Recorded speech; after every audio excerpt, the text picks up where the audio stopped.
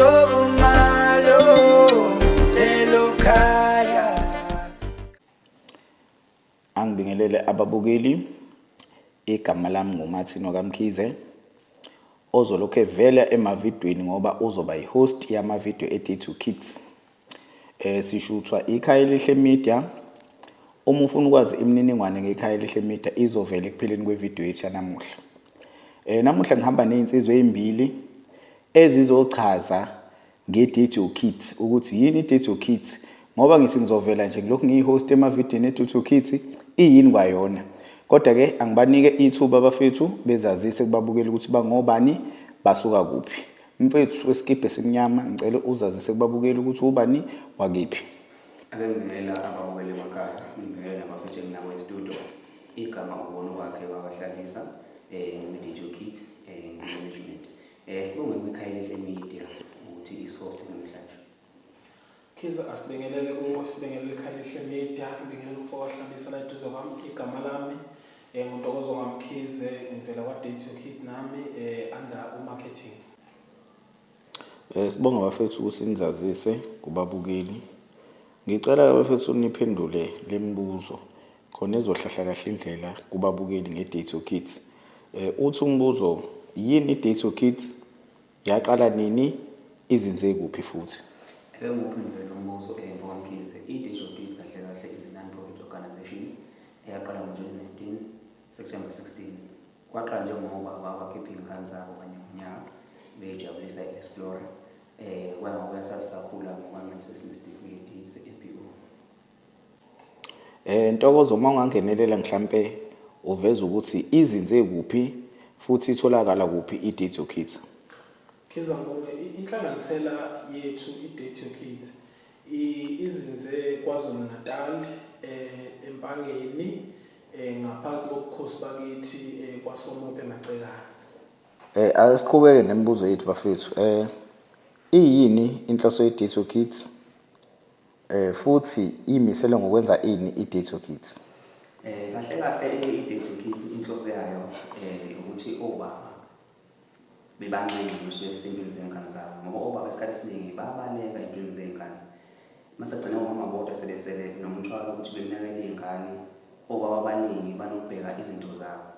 Yingakho sasithatha isinqumo sokuthi sihlale phansi sisonke i-Day2 Kids ukuze sinqenqe bonke obaba sibagqugquze bebe nothando ezingane zabo bekwazi basempilweni zengane ukuze sishintshe lesimo esikhona esibhekene naso isihlambi esimilisi. Khabazela uma ungangenelela izimisela ngokwenza ini i-Day2 Kids? Inhloso Khabazela enkulu ye-Day2 Kids ukuhambela ezikoleni siyoqwashisa nge-bullying, ama-drugs, teenage pregnancy okuyizona izinto esibona ukuthi ngathi ziyayilimaza intsha kithi kakhulu. Siphinde sibe namakhono esizokwenza sure ukuthi amakhono ayavela ayabonwa yizwe lonke njengomculo kubantu abasha, i-sports kubantu abasha okuyizinto abayithandayo uthola ukuthi amakhono abafihlekile ngoba akekho umuntu owathathayo wabeka ebalazweni. Kuphinde kube abantu abadala bayabaza, khona abalimayo, khona abathunga amacansi, khona benza imvunulo. Uthola ukuthi lo makhono abo aziwa yilabo bantu omakhelwane kuphela, umhlaba ubazi. Enye yezinto i-Day2 Kids ezolekelela kuzona ukuthi avezeke lamakhono abo bewazi. Siphinde-ke sibe nalesi sihlava esisandile se-GBV okuyinto engathi uhlasele kakhulu umphakathi wakithi ikakhulukazi onebaleni njengelami elinsundu. Okuyinto engathi isihlava esimbi esenziwa abantu besifazane siphinde senziwe nabantu besilisa ngoba ngesibalekela ukuthi nabantu besilisa besifazane babahlukumeza abantu besilisa kakhulu ngezinto eziningi abazenzayo okugcina sekune-GBV ngapha ne-GBV ngapha okwenza ukuthi kube yinto engathi isihlava nje sizokwenza sure ukuthi siyahambela emphakathini siqwashise ngaso ukuze abantu bazi ukuthi kunento kanje. Kunezingane ezizintandane othola ukuthi ayikwazi ukwenzani zizelwe nje ayinabazali but i-Day2 Kids mayikhona njengabazali sizokwazi ukuyithatha lezo zingane sihambise endaweni la izokwazi ukufunda khona njengama-factory, ama-game reserve la izofika ibone khona ukuthi kwenziwani ukuze nazo kube nento ezokwazi ukuyixoxa uma sekuvulwa izikole einganeni ukuthi hayi no mina i-Day2 Kids ngithathile ngenza 1 no 2 no 3 no 4 no 5.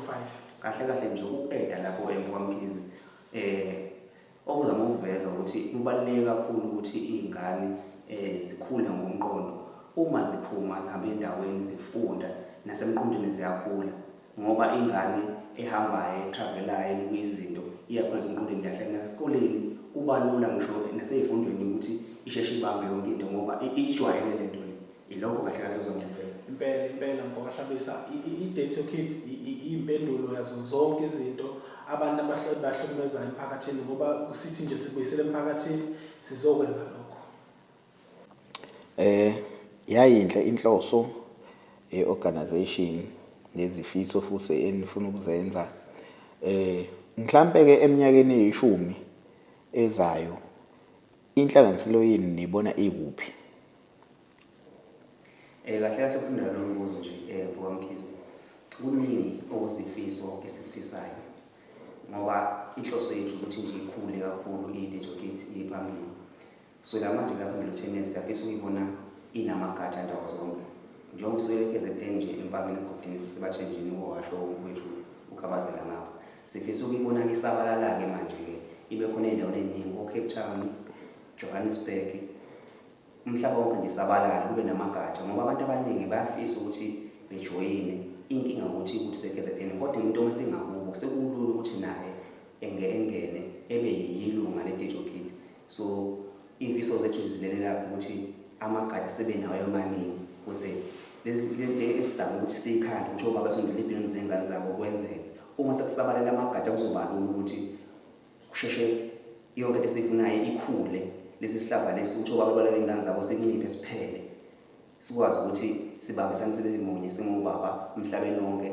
sibe sempilweni zengane zethu ilokho nje ngathi ngikubalula kakhulu. Khabazela eminyakeni eyishumi ezayo nibona nikephi? Njengenhlanganisela ye-Date Your Kids eminyakeni eyishumi sibona sinehhovisi ihhovisi lizokwenza ukuthi kube lula ukuxhumaneka nathi noma ubani ofisa ukulekelela i-Date Your Kids kube lula ukuthi akwazi ukuthi uzositholaphi. Sibona sinemoto okuyona ezokwenza ukuthi kube lula sihambele lezi ndawo imicimbi esifisa ukuyenza yilezi ndawo esifisa ukuqwashisa kuzo izokwenza ukuthi impilo nje ibe lula. Bese kuba yilabantwana abathola ukuthi baphase kahle esikoleni baphasa umatric otho ufuna ukuthi abanabazali kodwa sebemukeliwe emfundweni ephakeme. Abanye babantwana esifisa ukuthi sibalekelele labo ngokuthi bathengele amasuitcase ngoba usuke engenayo into yokufaka impahla siphinde simthengele nje izinto zokugeza ukuze efike phambili impilo ibe lula. Siphinde futhi sibe ukuthi bonke labantu abanamakhono sikwazi ukuthi sithole umbukiso oyi-art gallery la bazokwazi khona ukufika bazobukisa khona ngamakhono abo mhlawumbe nokunxenxa abantu nje babude ukuthi bazolekelela ekuthenini amakhono abo afake ebalazweni. Siphinde futhi senze isiqinisekiso sokuthi le GBV ke esihambe siqwashisa ngayo kanye no bullying siyababona behla ngoba sesingenelelile safundisa abantu ngalento ukuthi iyisihlava esingesihle kahle esikumoshayo umphakathi. Sesiqoqa nje ivideo yethu sesiye emaphethelweni ayo.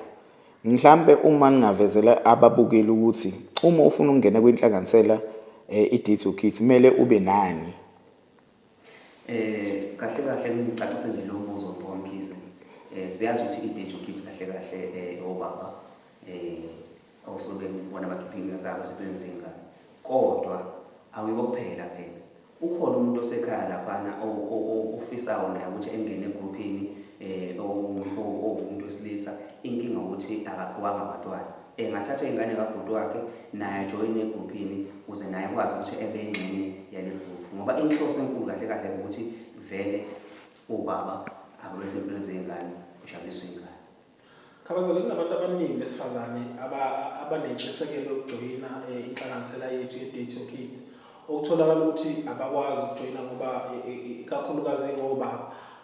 Siyafisa ukuthi umuntu onjalo lapha ekhaya akathathe nokubani umuntu wesilisa khona ekhaya amnike ingane kube kuphela kube umuntu ozoba neminyaka engaphezulu ka-21. Kuningikazi usizakala khona lo muntu owazi amfake egroupini ngoba uzokwazi ukuthi afundiseke adodiseke ukuthi abe indoda kusasa naye mase nabantwana bakhe uthola ukuthi omunye uzongena ngenabo abantwana kodwa mase nabantwana bakhe naye uzokwazi ukuthi umntwana ukhuliswa kanjani. Kube ukuthi siyafisa futhi ukuthi umuntu olapha ekhaya azi ukuthi i-Date Your Kids akuyona kuphela inhlanganisela nje edila nezingane kodwa edila nokuthi umuntu wesilisa ke yena ukhula kanjani ukuze akwazi ukukhulisa izingane zakhe eziphambili. Sibonge bafethu ukuthi nisivakashele namuhla Sithembe futhi ukuthi ababukeli bazoyijabulela ivideo yethu nabaningi bazokwazi ukuthi isikhona iDate Your Kids imisele ngokwenza u1 no2 no3 kodwa mfethu ke kaHlabisa mhlawumbe masuvalelisa uthini kubabukeli Engikusho nje kubabukeli ngoba kahle bona babaluleke kakhulu abazodlala indima enkulu ngingabona ukuthi isifollow besilandele sinawo ke amakhasi kwi-Date Your Kids NPO sinawo uFacebook sibe no-Instagram sibe no-TikTok sibe kanye no-YouTube so siyanqanqana kakhulu kubabukeli ukuthi besifollow besilakele bakuthi ungakhohlwa phela ukuthi ibone ikhaya ehlelunda okuyilona kahle kahle lesibeka obala senesibeke balazweni sikwazi usibone indawo yonke ngibonga kakhulu ke nje nakubafethu kunabe studio ngibonga nakubabukeli emakhaya ngibonga ngokubona wakho kaHlabisa Khabazela usuvalelisa uthini sugoqa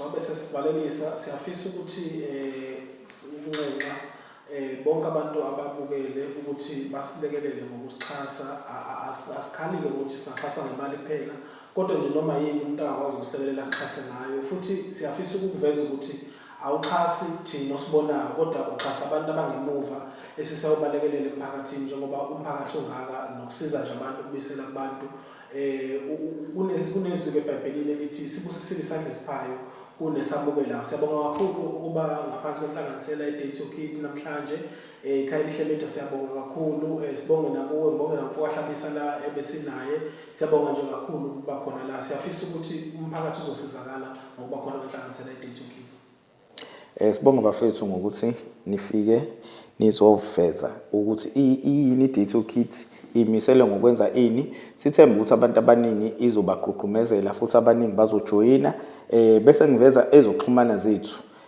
iDate Your Kids NPO Facebook TikTok Instagram no YouTube ngibonge ke nami babukeli mina ngizojwayeleka ukuthi ngilokhu ngivela nje nalezi insizwe zobuye iqhamuke kodwa phinde inyamalale ngoba abafethu bake baveza ukuthi abantu abanamakhono sizobashutha bebonwe yizwe meaning ngizolokhu ngivela nabo ngi-interviewa abantu abahlukene basendaweni abadala abancane sisazosebenza nje kakhulu siDate Your Kids sibonge nekhaya elihle media ngokuthi lisithwebule ngivalelise babukeli